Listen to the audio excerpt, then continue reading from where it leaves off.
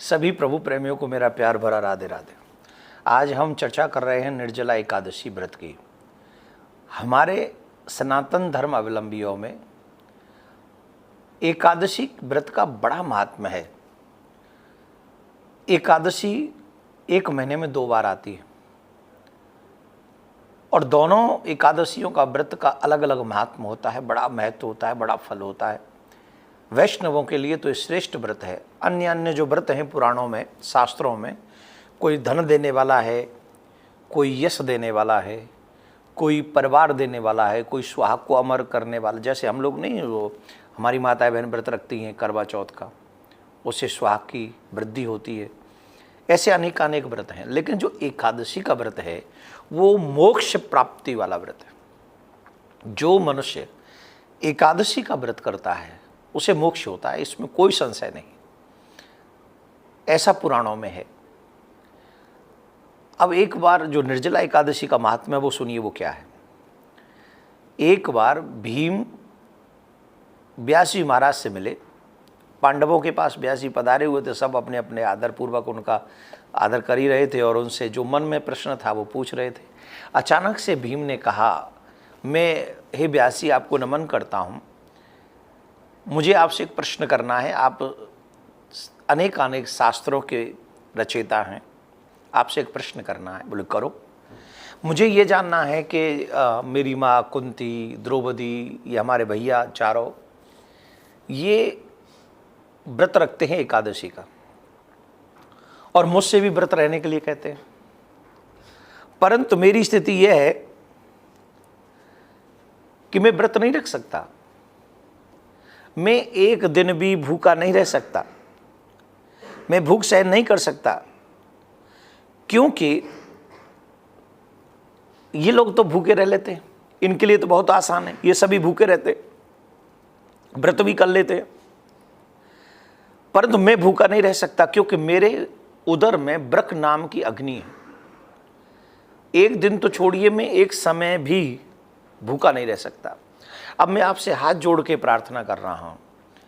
व्यास जी ने कहा, अगर तुम स्वर्ग नरक की बातें करते हो, भीम ने कहा था कि ये सब कहते तुम एकादशी का व्रत नहीं करते हो तो नरक जाना पड़ेगा तुम्हें, तुम एकादशी के दिन भी अन्न खाते हो तो नरक जाना पड़ेगा।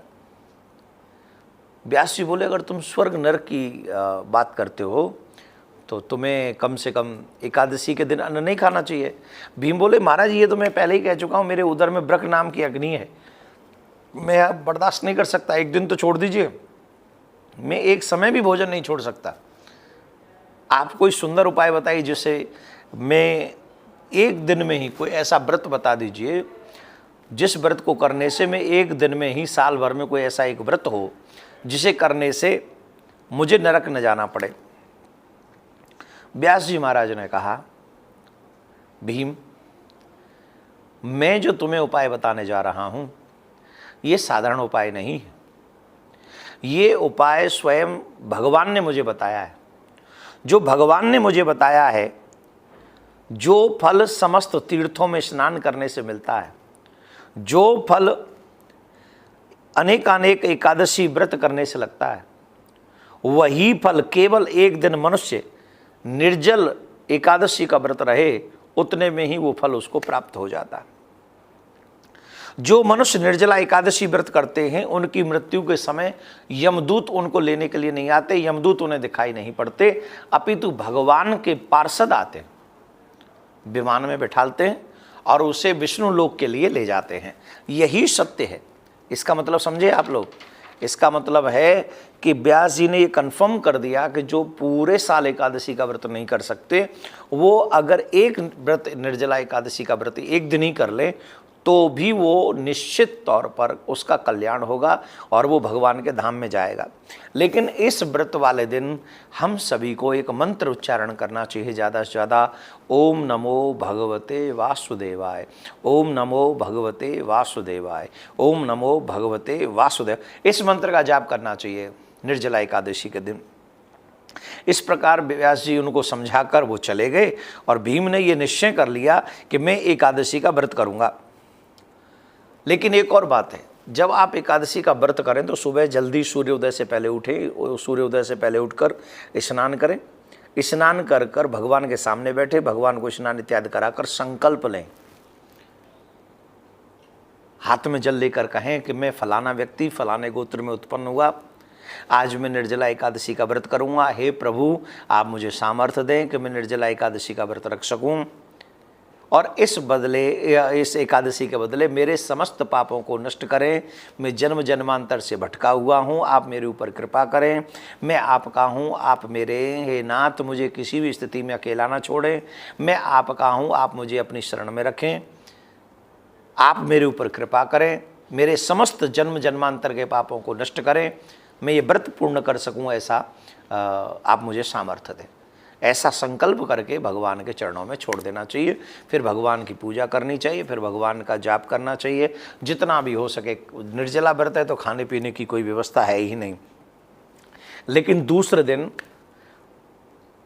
जब वो व्रत पूरा हो जाए, दूसरे दिन हमको क्या करना है, दूसरे दिन हमको स्नान करके कुछ नहीं तो एक ब्राह्मण को भोजन जिमाएं। एक ब्राह्मण को भोजन जिमाकर, वैसे तो यह है, एक मट्टी का घड़ा जल से भरकर, वस्त्र से ढककर, और उसके ऊपर कुछ स्वर्ण रखकर, अगर स्वर्ण नहीं तो कुछ द्रव्य रखकर एक ब्राह्मण को भोजन कराएं। उसके बाद ही स्वयं भोजन ग्रहण करें।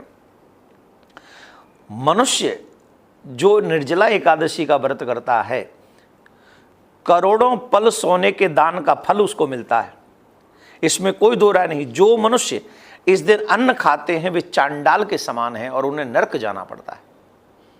ये पूरी व्यास जी महाराज ने लिखा है, वो उनको नरक में जाना पड़ता है। इसलिए हम और आप सभी प्रिया कांजू सरकार के चरणों में नतमस्तक होकर प्रणाम करके निर्जला एकादशी का व्रत करें, और व्रत करके जो विधि मैंने आपको बताई है उस विधि का पालन करें।